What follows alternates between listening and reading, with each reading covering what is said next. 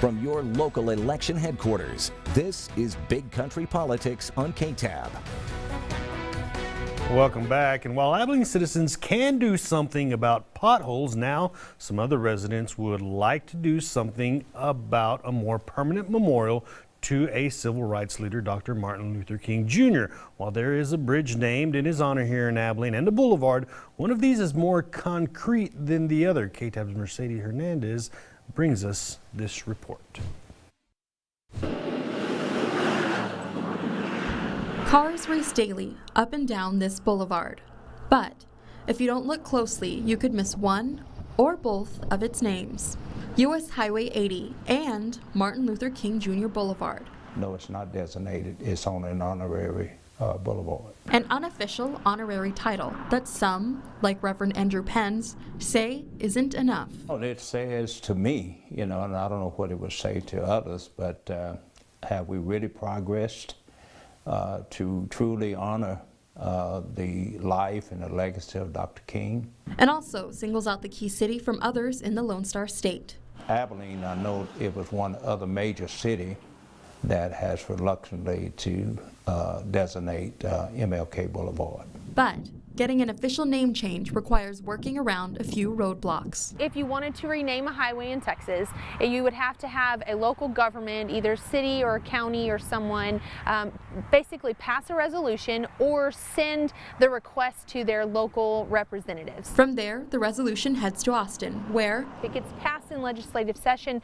then it is deemed necessary to rename the highway. And though changing the name of this stretch of road could take time, for Pence and others believing in this dream, people sometimes are reluctant to change, and many people hate change, but sometimes change is for the better. They're holding out hope to bridge this gap.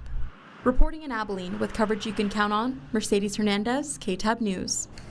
Thank you, Mercedes. An annual march takes place across this bridge that honors the life of Dr. Martin Luther King Jr. And moving on to our Island Sweetwater, traffic intersection is causing some headaches. Several of you contacted us, so we looked into it and got some answers. Here's KTAB's Claire Kreitz.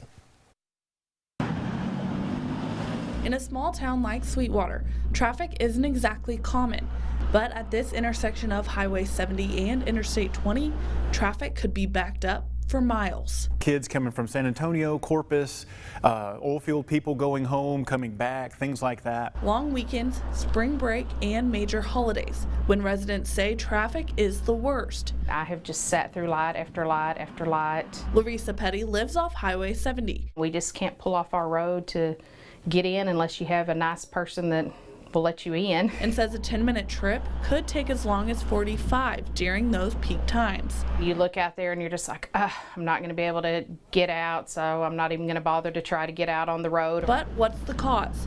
Many residents believe the light system on either side of I-20 is to blame. The lights don't have an arrow, so it's just the red, yellow, and green. So there's nothing to let people go and turn to get on to I-20. And the Texas Department of Transportation's construction project on the access road of the interstate has only slowed traffic more. But with that project set to be complete in the end of April, beginning of May, we'll give it a little bit of time after that, and then we'll bring in some people to do a study on the signals to make sure that the signal timing is correct. And then also we're going to be doing a saturation study for that entire neighborhood. TxDOT officials want residents to know hope is on the horizon. And we want to make sure that the best solution is found. So not just a Band-Aid, but maybe something that is a short-term fix and then also a longer-term fix that will help alleviate traffic, especially as the community grows. In Sweetwater, with coverage you can count on, Claire Kreitz, KTAB News. And as you heard in the story there, Sweetwater officials are talking with city leaders and others to come up with a solution to traffic problems there in Sweetwater. All right, that does it for this week's edition of Big Country Politics. For the latest political headlines, go to bigcountryhomepage.com and join us next Sunday, same time, same place, for Big Country Politics. Thanks for watching.